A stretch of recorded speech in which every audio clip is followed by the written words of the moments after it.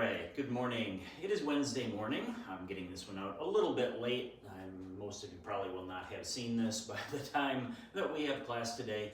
But that's okay because we don't really have any new material really left to poke into these videos. Just a few review tips for the remaining ones that we have.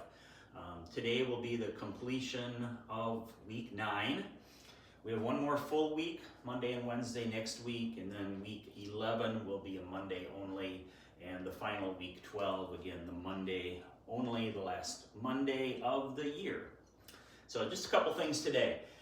We talked on Monday about some modifications to simplify, clean up, etc. A couple of the movements. One modification that we've done that I think everybody kind of signed up for pretty easily was when we do waving hands, we're just going to do one full pass and then step into the setup to go the other direction. So coming left and then into a left ball, going right, finishing into right ball after just a single pass.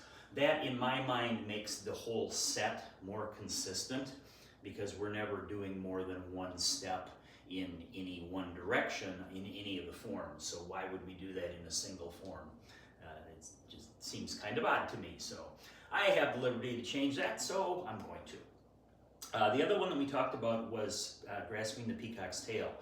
When we let the hands float up, now we'd already talked about from the beginning that top hand, the lead hand, that one extends fully, but how far you float the other one up is really up to you. I have traditionally done this move floating them both all the way up and then rolling all the way back. That is not necessary. That may feel awkward for you. It may throw you off a little bit. So on the float, so you're going to do your step out. Let that lead hand float, and then wherever this one happens to stop is fine. If it stops right in front of the waist, that's fine. If it floats up a little further, it doesn't really matter. When we roll back, I tend to come way back behind me. That's just the way I learned the movement and didn't really change it when I started teaching it in this class. But a perfectly acceptable modification is to float and then just roll back, stopping right here in front of you, crossing the wrists right there. That back hand is the push hand, and then it's a shorter pivot. You're going to pivot to align with the leg that you stepped out on, push, and just keep pushing until the hands naturally come apart. Draw the hands back to the chest, and then one more push. And then it's just our normal weight shifting to get back into getting ready to go the other direction.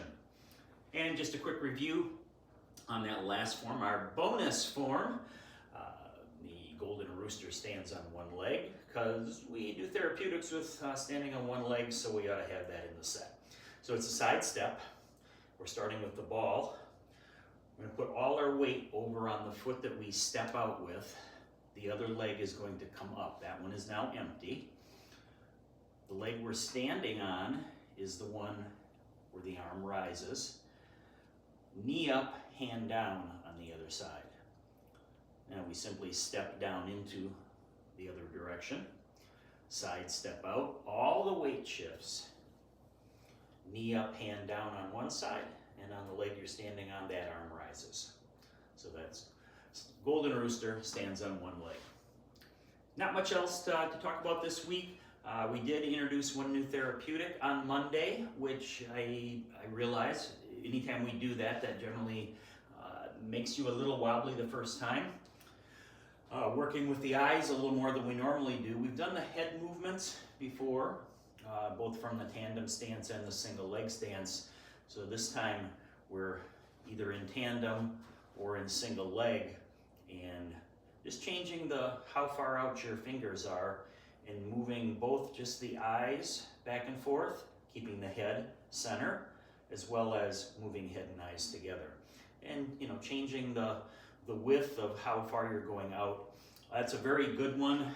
I had that recommended to me by a physical therapist. He says, yeah, if you're not doing that one yet, you should put it in. So I have the good or bad fortune to be in contact with a lot of physical therapists on a fairly regular basis. So you all benefit from that. All right, I'm going to wrap this one up. I will see some of you a little bit later today, and even though you won't be seeing this until probably even later than that. But have a great rest of your morning, and we will look forward to getting together soon. Bye-bye.